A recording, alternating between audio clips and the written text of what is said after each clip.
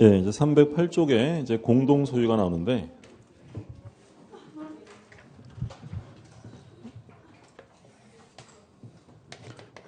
공동 소유라는 건 세 가지 형태가 있는데요. 공유가 있고 합유가 있고 총유가 있습니다. 일단 공동 소유라는 건 물건이 하나인데 그러니까 소유자가 이렇게 여러 사람인 것을 공동 소유라고 부르죠. 근데 같은 공동 소유인데 이렇게 세 가지로 구별을 합니다. 그러니까 구별 기준은 뭐냐면 이 공동 소유하고 있는 구성원들 간의 결합 관계, 그러니까 인적 결합 관계에 따라서 세 가지로 나눠요. 그러니까 공유라는 것은 개인주의적인 성향이다라고 해요. 그러니까 구성원들 간의 결합 관계가 없어요. 완전 제각각인 거고요. 총유는 단체주의적인 성향을 띱니다. 그러니까 구성원들의 결합 관계가 매우 견고합니다. 근데 이제 중간 단계 합유는 개인주의적인 성향도 있고 그리고 이제 단체주의적인 성향도 같이 겸하고 있다. 세 가지인데 시험에 나오면 90% 이상은 공유에서 출제가 되고요. 합유와 총유는 지금 보시는 개념 정도 이해해 두시면 돼요. 그러면 공유라는 것은요. 구성원들의 결합 관계가 완전 제각각이다. 그러면 개인들마다 독립된 권리를 전부 다 가져요. 그럼 우리가 공유한다라고 하면 개인들마다 갖는 독립된 권리를 뭐라고 하냐면 공유 지분이라고 하죠. 이렇게 3분의 1, 3분의 1, 3분의 1씩 지분을 갖습니다. 그럼 이 공유에서의 지분은 완전히 독립한 권리가 되기 때문에 이 공유 지분을 처분하려고 합니다. 공유 지분을 처분할 때 다른 공유자의 동의를 얻어야 될까요? 자유롭게 할까요? 자유롭게. 완전 개인적이니까 내 지분 내가 파는데 다른 사람의 동의는 필요 없어요. 자유롭게 처분할 수 있고요. 그리고 공유하다가 마음에 안 들면 우리 이거 분할하자라고 공유물 분할을 청구할 수 있어요. 그럼 예를 들어서 3분의 1 지분권자가 우리 이거 세동각으로 쪼개자라고 분할을 청구하면 을과 병이 합치면 3분의 2가 되는데 이를 거절할 수 있겠느냐? 거절할 수 있을까 없을까요? 완전 지 맘이니까 없는 거예요. 거절할 수 없어요. 그러면 얘는 이름은 공유물 분할 청구권이다라고 부르지만 성질은 청구권이라는 거예요. 형성권이라는 거예요. 형성권. 거절할 수 없어요. 그 공유물 분할 청구도 자유롭게 합니다. 그래서 공유라는 것은 완전히 독립적이고 개인적이다라는 거고요. 그러면 합유는 이제 우리가 어디서 나타나는 소유 형태라고 보냐면 합유는 민법상 조합계약에서 나타나요. 근데 조합계약이라는 건 우리 시험 범위가 아니기 때문에 공부를 할 일은 없고요. 여기서는 이제 조합이라는 건 우리가 흔히 하는 말로 하면 동업이라고 생각하시면 돼요.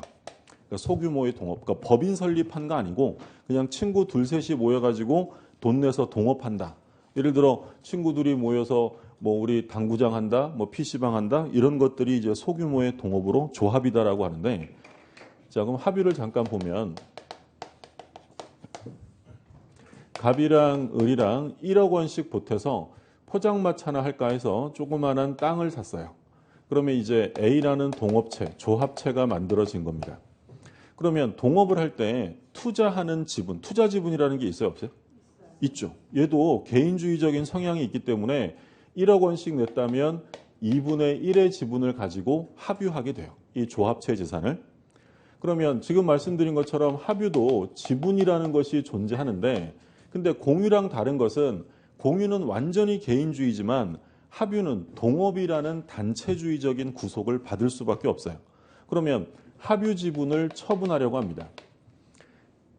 자기 마음대로 자유롭게 해도 될까요? 전원 동의가 필요할까요? 전원 동의가 필요해요. 전원 동의가.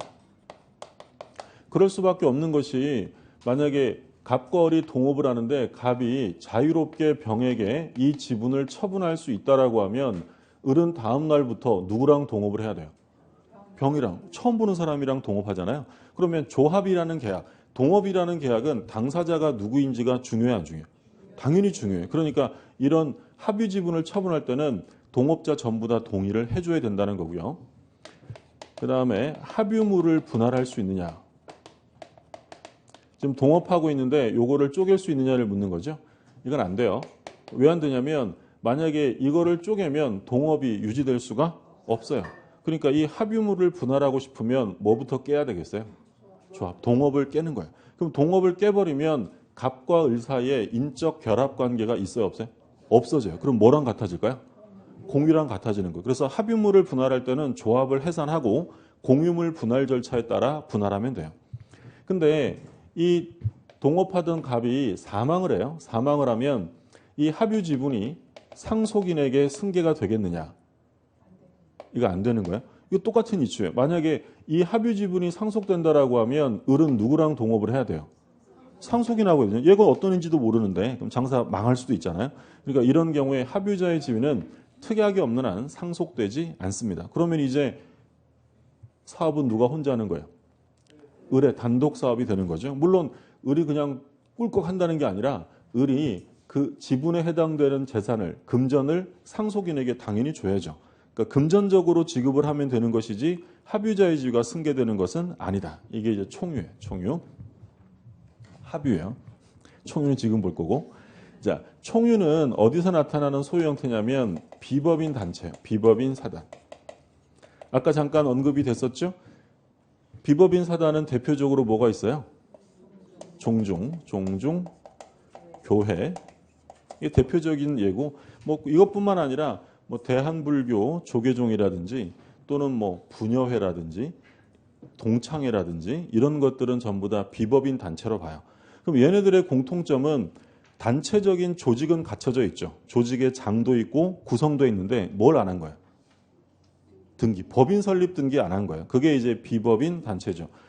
예를 들어 뭐 어느 학교 동창회가 회장도 있고 총무도 있고 회계도 있고 다 있지만 동창회가 법인 설립 등기하는 경우는 없어요. 그런 걸 이제 비법인 단체라고 해요.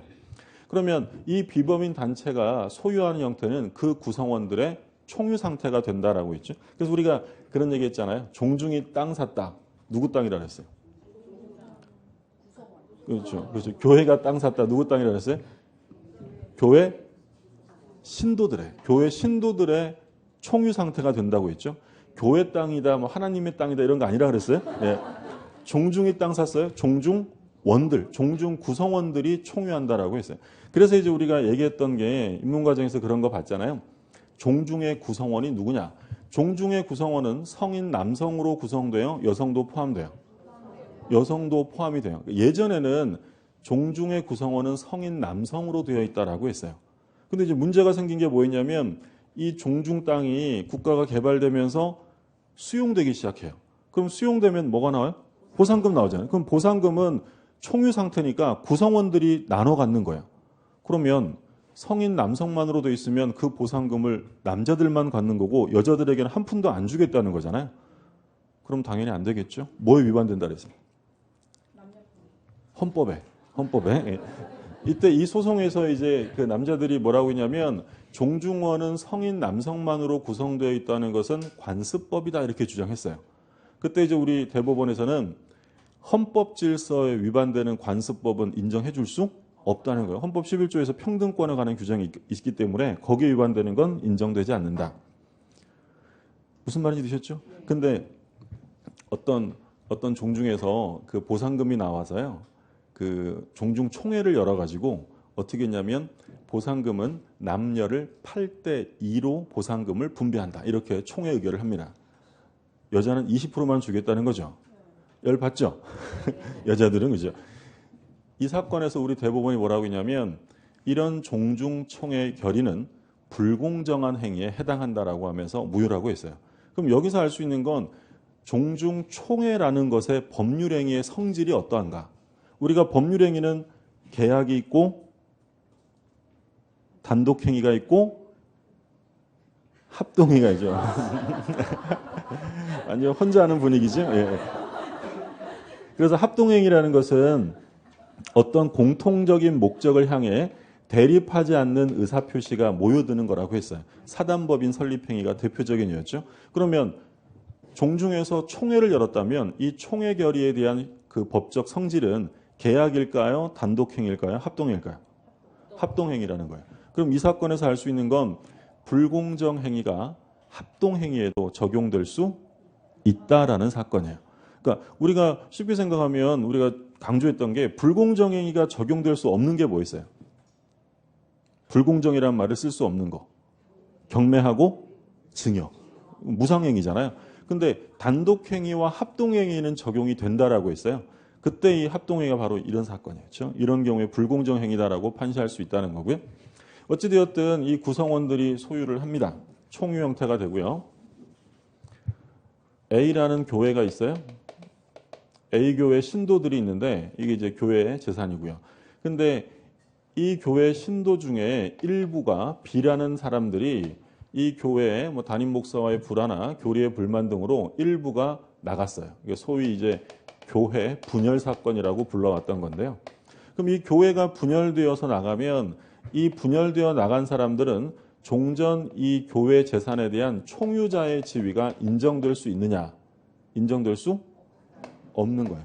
여기서 나가는 순간 총유자의 지위는 상실돼요. 그러니까 예전에는 나간 사람들도 이 분열될 당시에 교회 재산에 대한 총유자라고 인정을 했는데 우리 판례가 변경을 해서 더 이상의 총유자의 지위를 인정해 줄 수 없다. 교회 분열 인정 안 하겠다는 거예요. 이건 분열이 아니라 다른 비법인 사단과 마찬가지로 탈퇴일 뿐이다.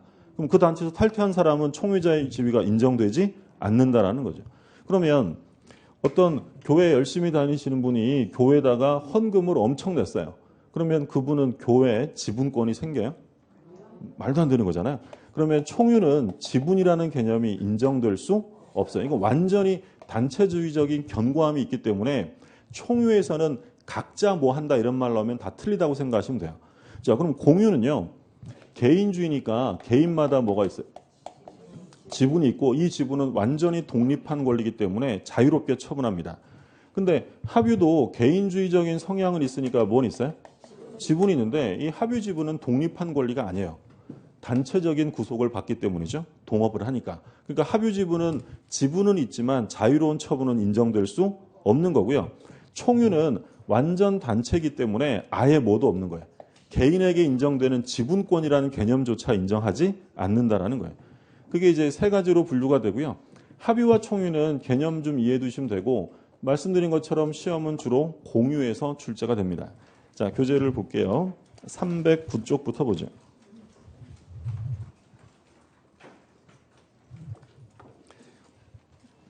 뭐 조문 참고로 보세요. 물건이 지분에 의하여 수인 소유로 된 때는 공유로 한다라고 돼 있고 우리 이건 일물일권주의 할 때 봤는데 공유하면 소유권이 여러 개예요. 소유권은 한 개예요.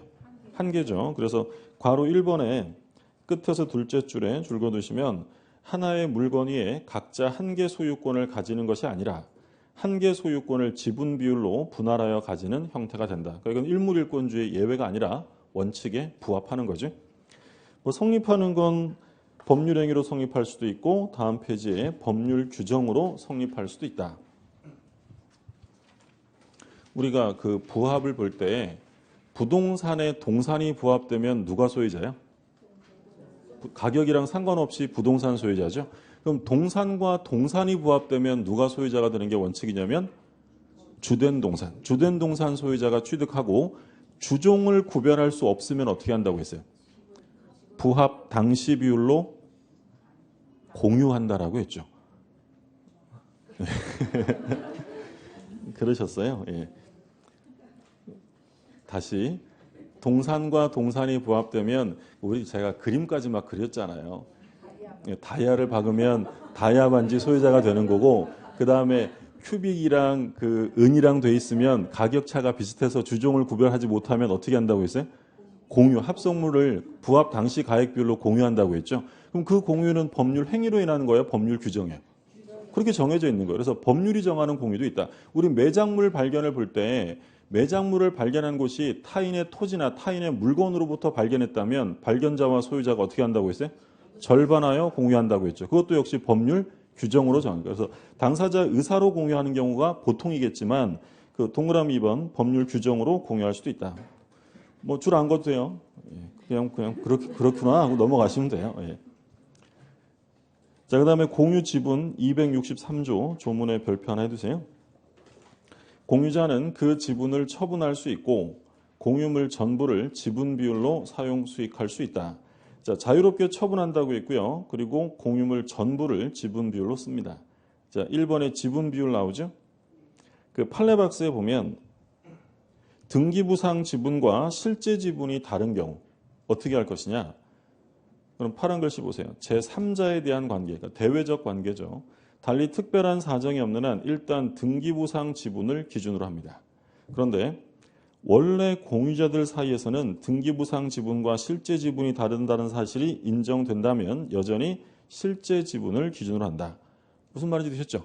그러니까 실제 지분이랑 등기된 지분이 다르면 자기들끼리 공유자끼리는 등기부상 지분에 따르는 거예요. 실제 지분이요.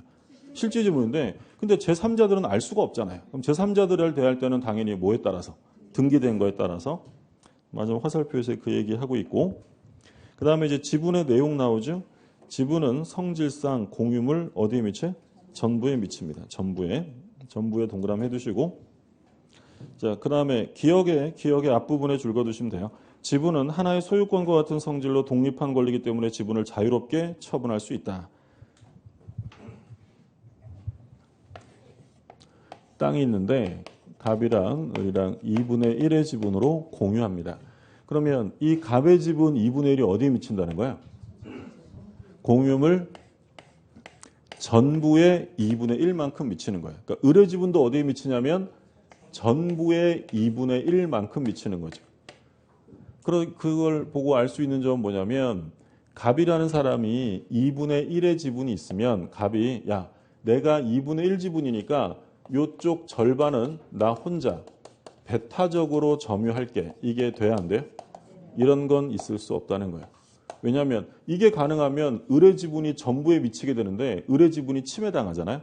그래서 원칙적으로 공유 지분은 전부에 미치기 때문에 공유자 중에 한 사람이 다른 공유자와 협의 없이 배타적 점유를 할 수가 없는 거야.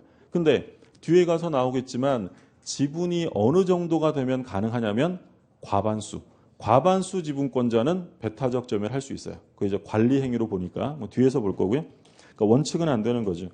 그래서 동그라미 2번에 보시면 공유자는 공유물 전부를 지분 비율로 사용수익할 수 있다. 특정 부분을 쓰는 게 아니라 전부를 지분 비율로 쓰는 거고요.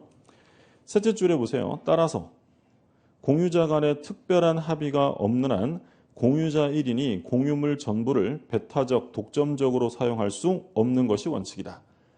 예외적으로 지분이 얼마가 되면 가능하다고요? 과반수가 되면 가능하다. 그러니까 그런 얘기 했었어요. 예를 들어 제가 친구랑 1,000만 원씩 보태서 2,000만 원짜리 자동차를 샀다. 그럼 지분이 어떻게 돼요? 2분의 1? 2분의 1이죠. 제 지분이 어디에 미쳐요? 자동차 전부에 미치는 거지 제 지분은 본네트에 미치고 친구 지분은 트렁크에 이런 게 있을 수 없다는 거예요. 사용할 때도 특정 부분을 사용해 전부를 쓰는 거예요. 전부를 지분 비율로 뭐 보름씩 사용한다든지 이렇게 하는 거지 특정 부분을 사용하는 것이 아닙니다.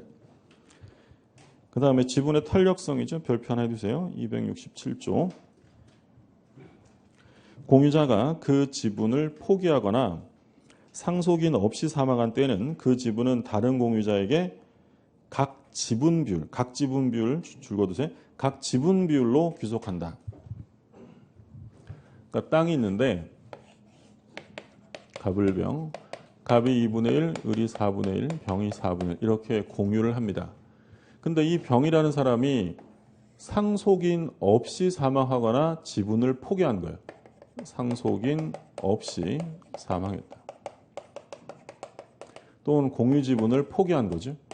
그러면 이 지분이 어디로 간다는 거예요? 다른 공유자에게 각 지분 비율로 귀속이 된다라는 거예요. 지분 비율. 그러니까 이제 시험에서 틀리게 나오면 상속인 없이 사망하거나 포기하면 공유 지분은 국가에 귀속된다. 틀리고요. 다른 공유자에게 균등하게 귀속된다. 틀려요. 어떻게 된다고요? 지금 X했네요. 동그라미. 지분 비율로 귀속이 돼요. 그러니까 예를 들어서 병이 사망하면 이 4분의 1을 을과 갑에게 나눠주는데 누가 더 많이 갖는 거예요? 얘가 2분의 1이고 얘는 4분의 1이니까 얘가 알파라면 얘는 2배, 2알파 이렇게 배분을 한다는 거죠. 꼭 기억해 두시고 물론 상속인이 있으면 어떻게 돼요? 당연히 상속되는 거예요. 상속인 없이 사망하면 다른 공유자에게 지분 비율로 귀속된다. 그러면 둘이 공유하다가 상속인 없이 사망하면 어떻게 돼요? 단독 소유하게 되는 거야. 그렇게 되는 거고. 자, 다음 페이지. 그러면 이 공유 지분을 만약에 병이 포기했다고 하면 이거 등기해야 돼요? 안 해도 돼요? 포기는 법률 행위 아니에요? 법률 행위죠. 아까도 우리 법률 행위 하면 계약이 있고요. 또 뭐가 있었어요? 단독 행위. 그렇죠? 그 판례요. 동그라미 2번. 공유 지분의 포기는 법률 행위로서 상대방이 있는 단독 행위에 해당하므로 줄거두시고 이 포기는 다른 공유자들이 있으니까 상대방이 있어요, 없어요? 있는 거죠. 그렇죠? 소유권의 포기라는 거 원래 상대방이 없잖아요. 자기 혼자 소유하고 있으면. 근데 공유자가 있으면 그 상대방이 있는 단독행위고 끝에서 둘째 줄에 줄거두세요. 민법 186조에 하여 등기를 하여야 공유지분 포기에 따른 물권 변동의 효력이 발생한다. 그러니까 법률행위니까 등기해야 한다라는 거죠. 그 다음에 이제 공유자 사이의 관계에 괄호 1번 공유물 처분 변경인데 자, 조문에 별표 2개 해두세요. 공유자는 다른 공유자의 동의 없이 공유물을 처분하거나 변경하지 못한다. 그러니까 전원 동의를 얻어서 처분 변경할 수 있다는 거죠. 여기서는 이제 혼동하시면 안 되는 게 조금 전에 자유롭게 처분한다는 건 뭐였어요? 공유 지분. 그러니까 지분이라는 건 개인에게 있는 독립된 권리니까 자기 마음대로 팔 수 있는 거예요. 근데 이건 지금 지분이 아니라 뭐예요? 공유물이에요. 공유물이라고 하면 자기 지분만 있는 게 아니라 다른 사람 지분 다 들어가 있는 거잖아요. 따라서 공유물을 처분하거나 변경할 때는 전원 동의가 있어야 되고 특히 조심하실 점은 공유물의 변경도 전원 동의가 있어야 한다라는 점이에요. 처분뿐만 아니라 뭐도요? 변경. 나중에 가면 처분은 전원 동의가 필요하다는 게 거의 다 기억나시는데 변경에 가서 많이 틀려요. 공유물을 변경하려면 지분의 과반수의 동의가 필요하다. OX에 틀려요. 공유물 변경도 얼마가 동의한다고요? 전원 동의가 필요해요. 그 점 조심하시고. 자, 그 다음에 관리보존 나오죠? 265조 관리보존 나오는데 별표 3개 해두세요. 그러니까 공유에서 가장 집중적으로 출제되는 부분이 관리행위와 보존행위입니다. 자, 조문을 볼게요. 공유물의 관리에 관한 사항은 공유자 지분의 과반수로 결정한다. 그러나 보존행위는 각자 할 수 있다. 그래서 관리행위는 공유자 지분의 과반수고요. 보존행위는 현상 유지하는 거니까 아무나 해도 돼요. 각자 단독으로 할 수 있다. 그러니까 만약에 지문에 공유물의 관리행위는 공유자의 과반수로 결정한다. OX에. 공유물의 관리행위는 공유자의 과반수로 결정한다라고 하면 틀리는 거예요. 공유자의 과반수가 아니라 공유자 지분의 과반수예요. 그러니까 10명 중에서 10명이 공유라는데 그중에 한 사람이 과반수 지분권자면 단독으로 관리행위를 할 수 있다라는 거예요. 지분의 과반수. 근데 보존행위는 뭐 현상을 유지하고 지키는 거니까 공유자라면 누구나 할 수 있다. 예를 들어 이 건물이 있는데 제가 이 건물에 지분이 있는데 예를 들어서 뭐 한 100만 분의 1의 지분이 있다. 근데 누가 이 건물을 침해해요. 그러면 제 지분이 너무나 미약하니까 가만히 있어야 돼요. 방해제거 구할 수 있는 거예요. 당연히 할 수 있는 거죠. 공유자라면 누구나 할 수 있는 게 바로 보존행위예요. 그럼 예를 들어서 갑과 을이 2분의 1의 지분을 가지고 공유하고 있어요. 얘들이 공유자인데 근데 병이라는 제3자가 원인 없이 갑과 을의 지분을 자기 명의로 등기한 거예요. 당연히 이제 무효 등기죠. 그러면 이 경우에 을이 병을 상대로 소유권에 의한 방해 제거를 구하는데 갑과 함께 해야 돼요? 단독으로 할 수 있는 거예요? 단독으로 할 수 있는 거예요. 이게 무슨 행위니까? 지키는 거잖아요. 그럼 방해 제거니까 단독으로 등기에 얼만큼의 말소를 하라고 해야 되냐면 전부 말소를 청구할 수 있다라는 거예요. 근데 이 판례랑 비교했던 게 뭐였냐면 제3자가 아니고요. 공유자 중에 한 사람인 갑이 등기를 다 자기 앞으로 한 거야. 그러면 을이 갑을 상대로 등기에 전부 말소를 청구할 수 있느냐? 이건 안 되죠. 왜냐하면 얘가 등기를 다 했어도 전부 무효 등기가 아니라 얼만큼은? 2분의 자기 지분만큼은 실체 관계에 부합하기 때문에 그건 유효한 등기예요. 자, 그러면 꼭 구별하실 점은 공유하고 있는 상태에서 만약에 공유자가 아닌 제3자가 등기했다. 얘 지분이 있어요, 없어요? 없죠. 그러니까 얼만큼?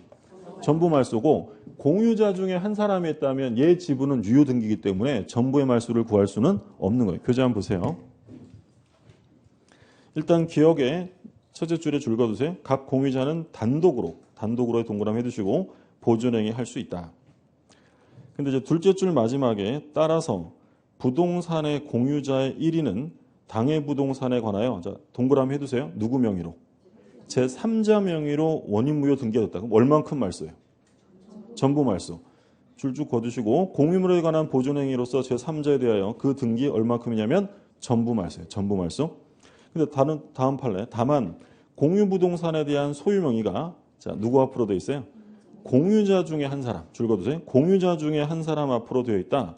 그러면 마지막에 이 부분의 말소 등기 절차까지 구할 수는 없다. 전부 말소를 구할 수 없다는 거예요. 그러니까 누구 앞으로 되어 있는 거냐 조심하시고. 자, 그다음에 판례 박스 별표 2개 해두시고요. 소수 지분권자가 공유물을 배타적 점유하는 경우.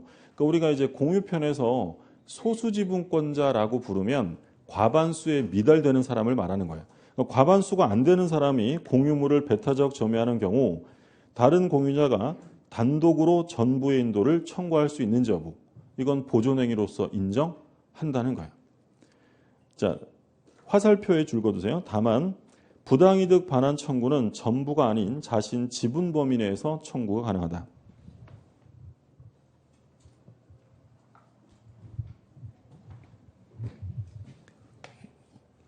자, 실제 사건에서는 이 건물을 갑을병 세 사람이 공유를 했는데 지분은 갑이 2분의 1, 을이 4분의 1, 병이 4분의 1 이렇게 공유하고 있어요. 그런데 이 목적물을 배타적으로 점유하려면 지분의 과반수가 돼야 된다고 했죠. 그럼 지금 이 상태에서는 배타적 점유할 수 있는 사람이 있어요, 없어요? 없는 거예요? 얘는 과반수 아니에요? 얘는 반수죠, 반수. 과반수라는 건 2분의 1을 초과, 과해야 되는 거죠. 그러니까 50%는 과반수가 안 되는 거예요. 근데 이 갑이라는 사람이 목적물을 배타적으로 점유를 한 거예요. 그러자 소수지분권자 병이 갑을 상대로 단독으로 목적물의 전부의 인도를 청구한 사건입니다. 자, 이게 인정되겠느냐? 우리 판례는 인정해 줄 수 있다는 거예요. 이게 무슨 행위로 본다고요? 보존행위. 그러니까 여기서 이제 핵심은 두 가지예요. 단독으로 할 수 있는 거고요. 얼만큼의 전부의 인도를 청구할 수 있다는 거예요. 그러니까 이게 굉장히 중요한 유명한 판례고요. 그 각종 시험에 무수히 나왔던 판례예요. 그러면 이게 틀리게 나오면 어떻게 나오냐면 병은 갑에게 인도를 청구하기 위해서는 을과 함께 해야 한다. OX에 틀려요. 또는 인도를 청구하려면 지분의 과반수가 돼야 한다. 틀려요. 소수 지분권자라도 단독으로 할 수 있는 거예요. 그리고 얼만큼의 인도라고요? 전부. 그러니까 예를 들어 병이 갑에게 인도를 청구할 수 있으나 갑의 지분을 제외한 부분의 인도를 청구해야 한다. OX에 틀려요. 얼만큼? 전부. 그러니까 얘랑 혼동하시면 안 돼요. 이거는 등기잖아요. 등기라고 하면 요 지분 등기를 따로 하죠. 그러니까 이 경우에 단독으로 전부 말소를 구하고 공유자 중에 한 사람이 등기를 다 하면 전부 말소는 안 되고 얘 지분은 남겨야 될 거 아니에요. 근데 인도 청구라는 건 갑의 지분을 제외하고 인도 청구라는 게 없죠. 왜냐하면 지분은 어디에 미치니까? 공유물 전부에 미치기 때문에 지분 제외 인도가 아니라 인도는 얼만큼? 전부의 인도를 청구한다. 무슨 말인지 되셨어요? 그러니까 틀리게 나오면 병이 갑에게 인도를 청구할 수 있는데 갑의 지분을 제외하고 인도를 청구해야 한다. OX에 틀려. 갑의 지분을 제외한다면 갑의 지분이 어디에 미쳐요? 전부에 미치니까 인도를 못 받는다는 거잖아요. 그래서 여기서는 얼만큼 인도냐면 전부. 그러면 병이 갑에게 얘가 혼자 썼으니까 부당이득이나 손해배상 청구해야 될 거 아니에요? 그럼 이건 전부일까요? 지분범일까요? 지분범이에요. 공유에서 자주 나오는 건데 이건 완전히 그냥 땡큐라고 생각하시면 돼요. 공유에서 부당이득이다, 손해배상이다 이런 말 나오면 무조건 얼만큼만 지분범이지 전부라고 하면 틀려요. 예를 들어서 얘가 한 달간 배타적으로 사용했는데 월세가 한 400만 원 되는데요. 그러면 이 병은 갑한테 네가 받은 400만 원 다 내놔 할 수 있어요? 100만 원만 달라고 해야 돼요. 100만 원 4분의 1이니까 지분 범위에서야죠.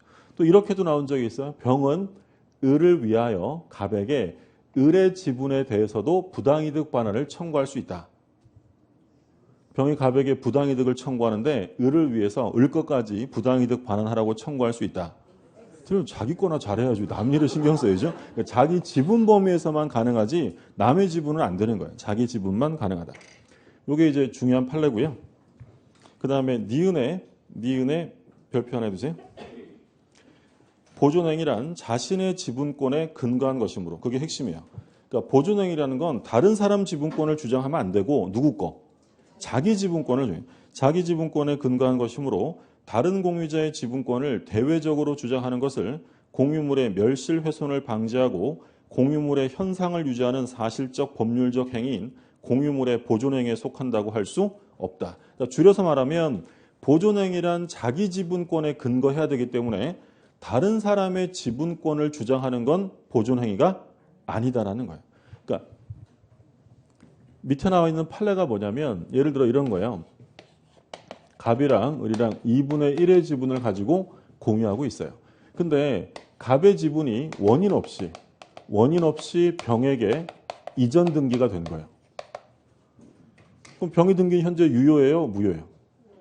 원인 없이 넘어간 거니까 무효죠. 그러면 을이 병을 상대로 보존행위로서 그 등기를 말소하라라고 청구할 수 있느냐? 할 수 없다라는 거예요. 할 수 없다. 왜냐하면 을의 지분은 침해된 게 있어요? 없어요? 없죠. 그럼 자기 지분권에 근거해야지 다른 사람 지분권이 침해되었다고 내가 보존행위를 할 수는 없다라는 거예요. 그러니까 이 지분 이건요. 여기서는 갑과 을이 공유하고 있는데 병이 등기를 다 했대요. 을의 지분이 침해됐어요? 안 됐어요? 됐죠. 그러니까 보존행위 하는 거고 갑이 등기했다. 내 지분이 침해가 됐죠. 얘가 등기를 다 해버렸으니까. 그럼 보존행위 하는 거예요. 여기서도 세 사람이 공유하는데 갑이 혼자 배타적 점유를 합니다. 병의 지분이 침해돼야 안 돼요? 되죠. 내 지분이 미쳐야 되는데 얘가 다 점유하니까. 그러면 보존행위 하는 거예요. 근데 내 지분은 아무 지장이 없고 갑의 지분이 무효 등기가 됐다고 해서 내가 보존행위 할 수는 없다는 거예요. 그러니까 보존행위라는 건 뭐에 근거한다고요? 자기 지분권에 근거해야 돼요. 밑에 판례는 요거 이해되셨으면 특별히 안 보셔도 되고요. 그 다음에 이제 2번에 관리행위가 나옵니다. 기억에 공유물의 관리란 처분이나 변경에 이르지 않는 정도의 이용 계량 행위를 말한다. 처분이나 변경이 이르면 안 되죠? 왜냐하면 공유물의 변경에 이르게 되면 얼마가 동의해야 돼요? 아까 왼쪽에서 그렇게 조심하시라고. 예. 공유물은 처분뿐 아니라 변경도 전원 동의해요. 그러니까 변경에 이르면 전원 동의가 필요하기 때문에 변경에 이르지 않는 정도의 이용 계량 행위를 관리행위라고 하는 거예요. 그럼 이건 얼마가 동의하면 되느냐면 지분의 과반수예요. 관리행위는. 그래서 이에 관한 사항은 지분의 과반수로 결정한다라고 되어 있죠. 다음 페이지에 다섯째 줄에 줄 거두세요.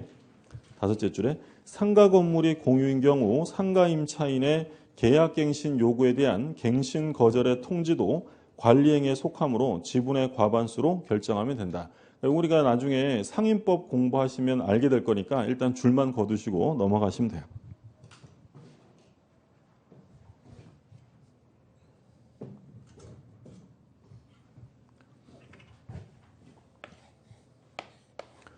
이 부동산이 있는데요. 이걸 갑과 을이 3분의 2와 3분의 1의 지분으로 공유를 합니다. 그런데 이 갑이 병이라는 사람에게 임대차를 해줬어요. 을의 동의를 얻지 않고 자기 마음대로 임대차를 해준 거죠. 그러면 3분의 1 지분권자 을이 병한테 이 임대차는 내가 동의한 적이 없다. 갑이 독단으로 한 것이기 때문에 나 인정 못하니까 그거 돌려줘 라고 배제 청구할 수 있느냐, 반환 청구할 수 있느냐, 돼야 안 돼? 일단 임대차는 무슨 행위일까요? 보존행위예요? 관리행위야? 이건 이용 계량행위에 속하잖아요. 그러면 관리행위는 뭐만 있으면 된다고요? 지분의 과반수예요. 그러면 3분의 2 지분권자가 단독으로 임대차 했을 때 을이 저지할 수 있어요? 없어요?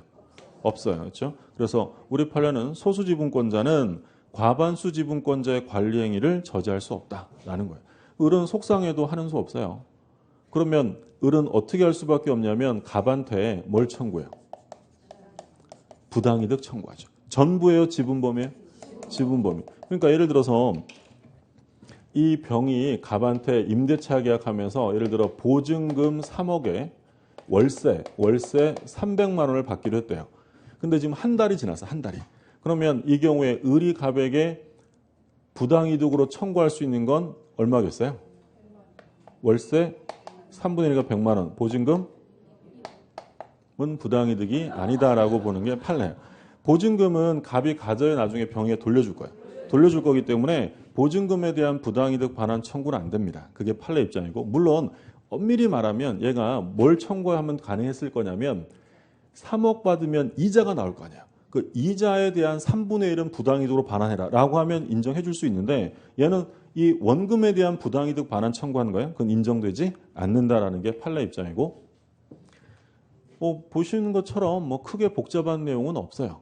과반수 지분권자니까 관리 행위를 단독으로 할 수 있고, 소수 지분권자는 과반수권자에게 부당이득을 지분 범위로 청구하면 돼요. 근데 하나 중요한 건 을이 이 병을 상대로 부당이득 반환을 청구할 수 있느냐? 될까 안 될까요? 안 돼요.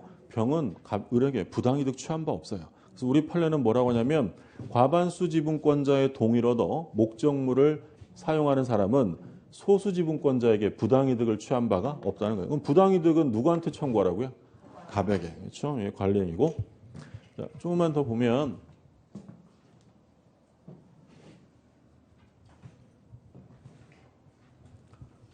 땅이 있는데 나대지예요. 나대지. 나대지를 갑과 을이 2분의 1의 지분으로 공유를 하고 있어요. 근데 이 갑이라는 사람이 을의 동의 없이 단독으로 건물을 신축합니다. 자기 마음대로 동의 없이. 그러면 이 을은 갑을 상대로 건물의 철거를 청구할 수 있느냐? 될까 안 될까요?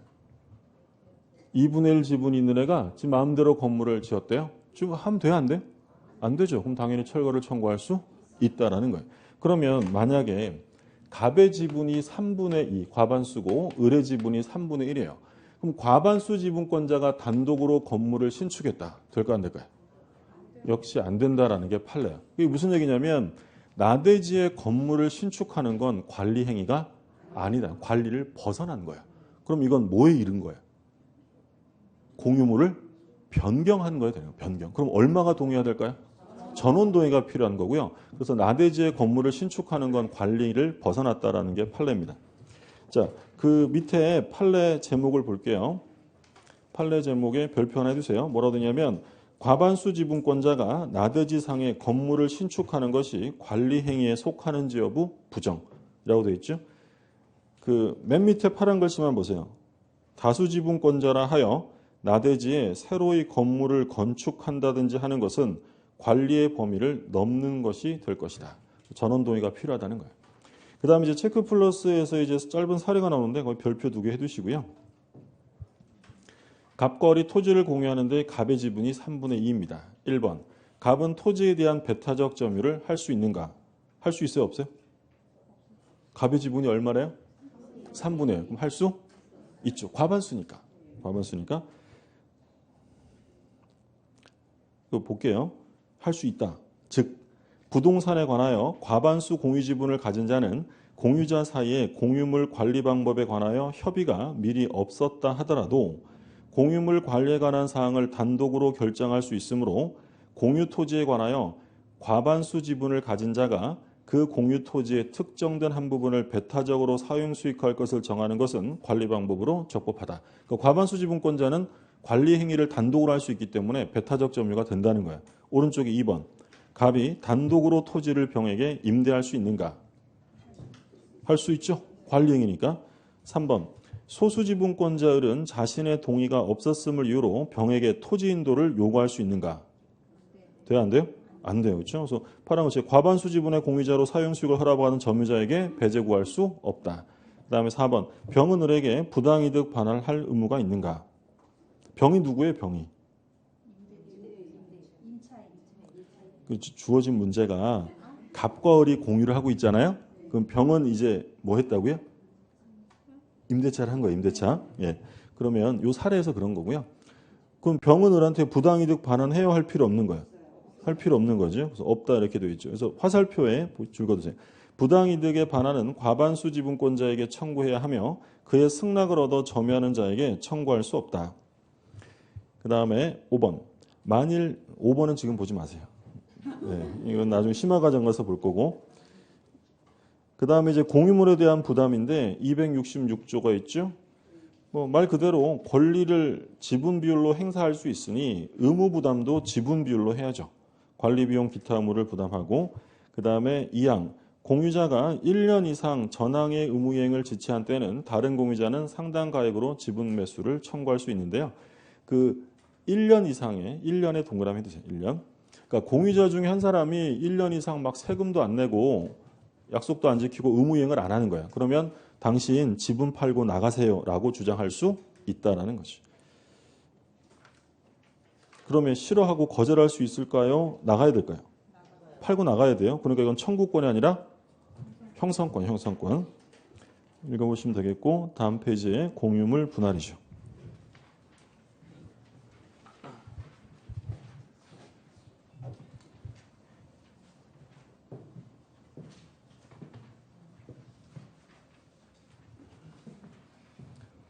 그 2월 마지막 수업날 2월 마지막 일에 그 오후에 연장 수업 한다는 얘기 들으셨죠? 아니요. 네. 제일 첫째 주에 강의 계획서에 아마 써 있을 거예요. 그렇죠? 이제 진도가 부족하면 그 오후에 연장 수업이 있을 수 있다라고. 예. 예? 예정이라는 게 뭐 거의 한다는 거죠. 그렇죠? 예. 그러니까 가만히 가슴에 손을 얹고 생각해 보세요. 진도가 잘 나갈 정도로 내가 공부를 했는가? 안 그러셨잖아요. 그러니까 이제 어쩔 수 없이 보강을 해야 되고요. 그리고 거기에 또 뭐 써 있냐면 그 뭐 3월 하순이나 4월 초순경에 특별법 보강 일요일 날 별도로 한다고 했죠. 예, 미리 그 말씀을 드리는 거예요. 예, 또 가면 또 생각 안 나서 또 다른 스케줄 잡고 이러실 수 있으니까 예, 보강일은 따로 받으시고 이런 거 하면 이제 가끔 인강만 들으시는 분들이 가끔 질문들 하세요. 보강이나 뭐 이런 거 하면 우린 못 보는 거냐? 그렇지 않아요. 똑같이 그냥 진도별로 동영상 업로드 되는 거니까 인강만 듣는 분들도 그냥 수업 올라오는 거 다 들으시면 돼요. 수업 끝나고 얘기할 걸 그랬네요. 분위기 우울해졌어요. 예. 316쪽에 자 268조 별표 하나 해두시고요. 1항 공유자는 공유물의 분할을 청구할 수 있다. 그러나 5년 내 기간으로 분할하지 아니할 것을 약정할 수 있다. 그러니까 분할은 뭐 원래 자유롭게 하는 거잖아요. 개인주의니까. 그런데 특약이 가능해요. 분할 금지 특약, 불분할 특약이라고도 하고. 근데 기간 제한이 있죠? 얼마요? 5년. 2항 전항의 계약을 갱신한 때는 그 기간을 갱신한 날로부터 5년을 넘지 못한다. 역시 기간 제한 5년. 갱신 가능해요. 갱신 가능한데 갱신해도 역시 몇 년 넘어가면 안 되냐면 5년 넘어가면 안 돼요. 자, 동그라미 1번 원칙은 자유롭게 분할합니다. 그 끝에서 둘째 줄에 뭐라고 되어 있냐면 공유물 분할 청구권은 공유관계에서 수반되는 형성권이므로 공유관계가 존속하는 한 분할 청구만이 시효 소멸될 수 없다. 그러니까 분할 청구권이 뭐 10년 지나면 소멸한다 이러면 안 되겠죠. 공유하고 있는 이상 언제라도 분할을 청구할 수 있는 거예요. 근데 예외가 있죠. 기억해 보시면 당사자가 뭐 했을 때? 분할 금지 특약 했을 때. 분할 금지 특약 5년이고요. 그리고 셋째 줄에 부동산일 때 분할 금지 특약은 등기해야 대항할 수 있다. 등기 안 하면 다른 사람이 알 수가 없잖아요. 그러니까 등기하면 대항 가능하고요. 그다음에 니은의 성질상 법률 규정으로 분할이 허용되지 않는 경우도 있다. 그래서 원칙은 자유로운 분할인데 예외적으로 분할이 안 되는 거. 첫 번째 뭐 했을 때? 특약. 분할 금지 특약 했을 때. 두 번째는 특약을 안 했어도 성질상 분할이 안 되는 게 있을 수 있죠. 그래서 뭐가 예를 들어져 있어요. 구분 소유 건물의 공용 부분. 예를 들어 아파트의 복도 계단 공용 부분 쪼갤 수 없는 거잖아요. 그리고 구분 소유 건물의 대지, 아파트의 토지를 분할한 자 이런 거 있을 수 없는 거고, 그리고 경계선상의 경계표, 담, 국어 등은 분할이 금지된다. 이건 뭐 상식선에서 이해하시면 되죠. 우리 지난주에 상린관계 볼 때 경계선상의 경계표나 담, 국어는 누구 거라고 했어요? 상린자의 공유로 추정한다라고 했죠. 물론 일방의 단독 비용으로 지었거나 건물의 일부가 담인 경우에는 단독 소유가 되지만 원칙은 공유. 근데 경계표를 분할하자 이런 건 안 된다는 거죠. 성질상. 분할의 방법 별표 2개 해두세요.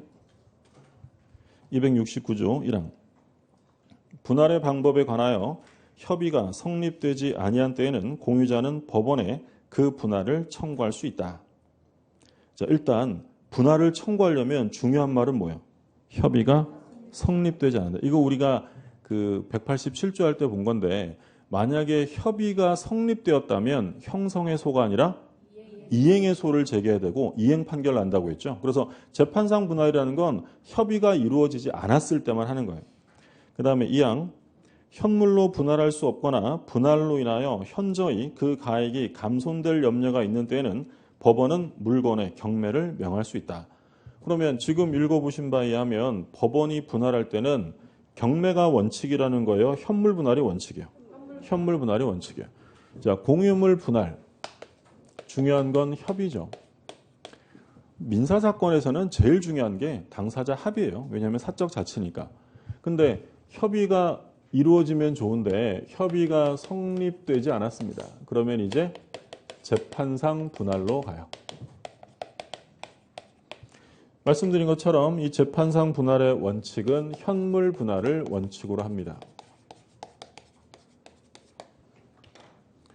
자, 예를 들어서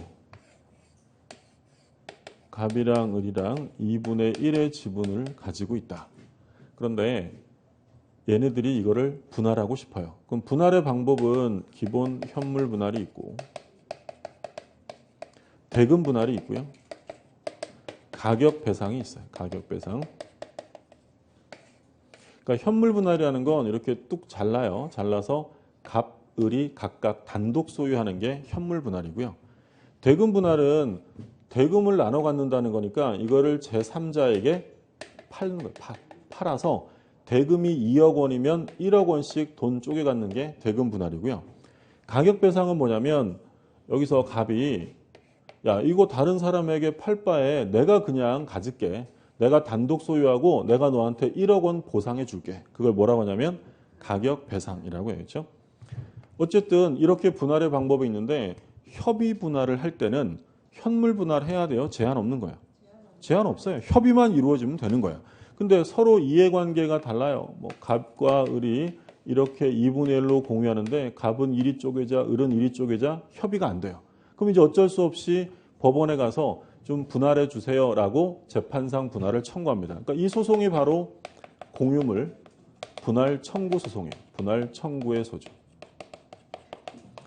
그러면 공유자가 여러 명이면 이 소송할 때요. 일부를 빼고 해도 돼요? 전부 해야 될까요? 전부예요. 그래서 필요적 공동소송이라고 불러요. 필요적 공동소송, 필수적 공동소송, 고유필수적 공동소송 다 같은 말이에요. 그러니까 한 명이라도 빠지면 그건 무효예요.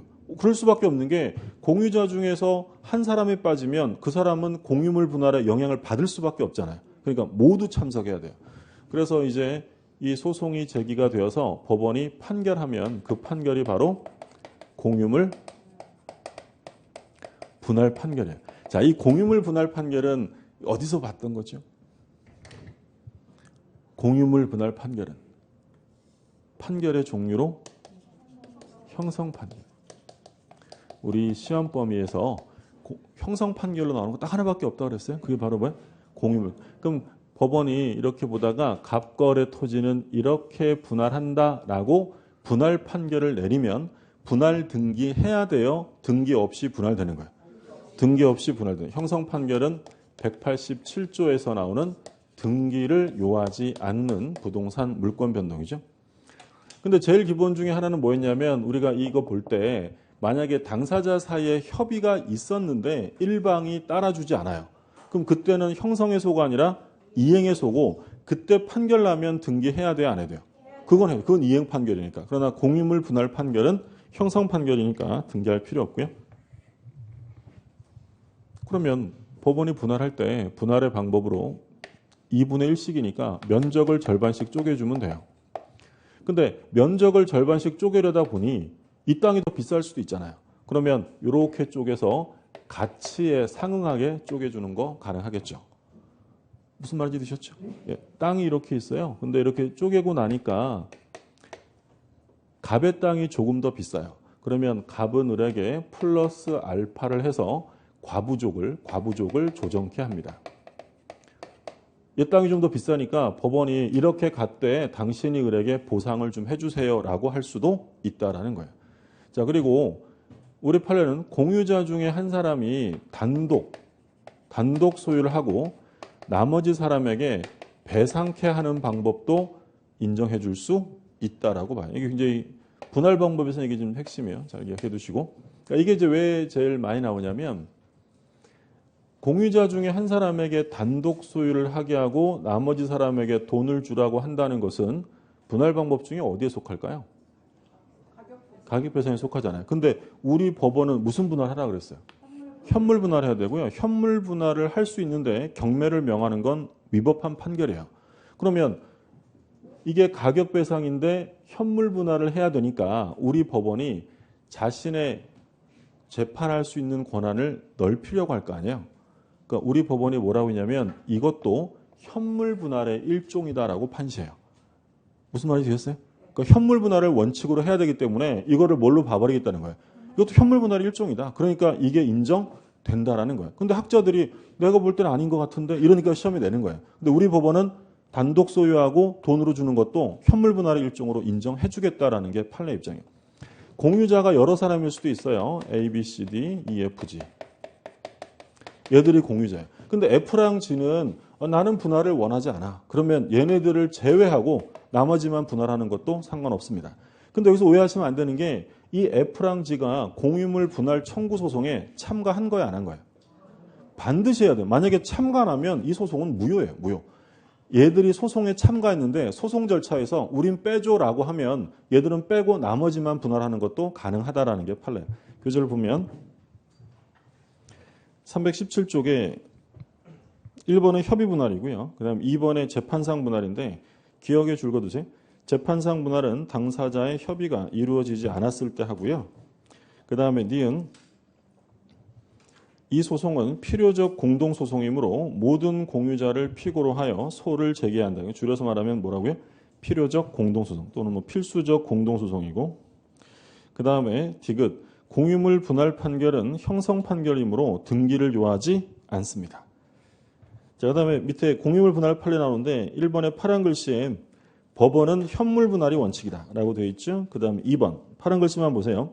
경제적 가치가 지분 비율에 상응되도록 분할하는 것도 허용된다. 그러니까 면적이 딱 절반씩 쪼개면 가치가 다를 수 있으니까 가치에 맞게 쪼갤 수 있는 거고 3번에 별표 하나 해두시고요. 공유물을 공유자 중에 1인의 단독 소유 또는 수인의 공유로 하되 현물을 소유하게 되는 공유자는 다른 공유자에 대해 그 지분에 적정하고도 합리적인 가격을 배상시키는 방법에 의한 분할도 현물 분할의 하나로 이용된다. 이 판례. 단독 소유하고 돈으로 주는 것도 현물 분할로 인정해 줄 수 있다는 거고요. 그 다음에 4번 파란 글씨만 보세요. 과부족을 조정케 하여 분할하는 것도 현물 분할의 방법으로 허용되고요. 밑에 분할을 원하지 않는 나머지는 공유로 남겨두고 제외하는 것도 가능합니다. 설명드린 내용이고 그 다음 분할의 효과인데 뭐 1번은 분할하면 단독 소유가 된다. 현물 분할을 기본으로 하니까. 그 다음 2번 공유물 분할에는 소급효가 없다. 그러니까 공유물을 분할한다는 건 그 공유 지분 매매 성질이 있어요. 그러니까 분할하면 그때부터 단독 소유가 되는 것이지 예전부터 단독 소유로 소급하는 것이 아닙니다. 근데 예외는 있죠. 상속재산 분할. 상속이잖아요. 그럼 상속재산을 분할하면 언제부터 분할의 효과가 생긴다는 거예요? 사망시였죠. 상속 개시시로. 자, 3번은 별표하고 줄거두세요. 중요합니다. 공유자는 다른 공유자가 분할로 인하여 취득한 물건에 대하여 그 지분 비율로 매도인과 동일한 담보 책임이 있다. 거기까지만 보세요. 자, 공유물 분할이라는 것은 지분매매 성질이 있다고 했어요. 우리 앞에서도 얘기한 것처럼 매도인이 매수인에게 물건을 팔았는데 완전하지 못하면 어떤 책임을 져야 한다고 했어요? 담보 책임. 그럼 예를 들어 이걸 병한테 팔았는데 하자가 있대요. 그러면 갑과 을이 담보 책임 져야죠. 이게 무슨 분할이에요? 대금 분할. 대금 분할했는데 하자 있는 걸 팔았다면 갑과 을이 책임지는데 어떤 비율로 책임지는 거야? 지분 비율로.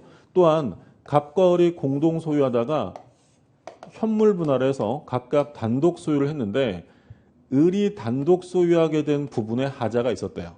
그러면 갑은 아이고 너 안 됐네 이러고 끝낼 문제예요. 같이 책임져야 돼요. 같이 원래 공유하던 거잖아요. 그럼 얘도 얼만큼 책임지라고요? 지분 비율로 책임져라. 이건 법조문인데 이 법조문 가지고 시험에 여러 차례 났어요. 분할에 잘못이 있으면 지분 비율로 책임지고 4번에 지분의 담보 물권이 설정된 후 현물 분할된 경우인데 일단 그 넷째 줄 마지막에 분할된 부분에 당연히 집중되는 것은 아니다. 그걸 별표하고 줄 그어두세요. 집중되지 않는다. 각각 존속한다는 거예요.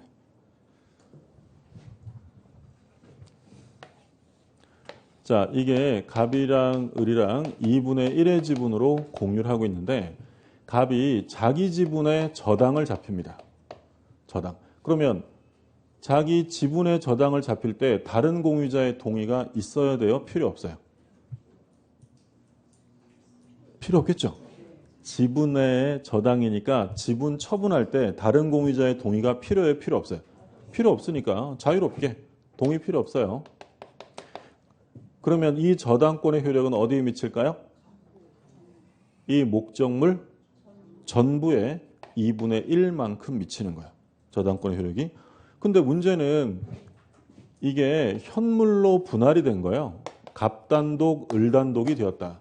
그럼 이제 문제는 이 저당권의 효력이 갑이 단독 소유한 이쪽 부분으로 집중되는지 아니면 여전히 2분의 1씩 미치는지 그걸 묻는 거예요.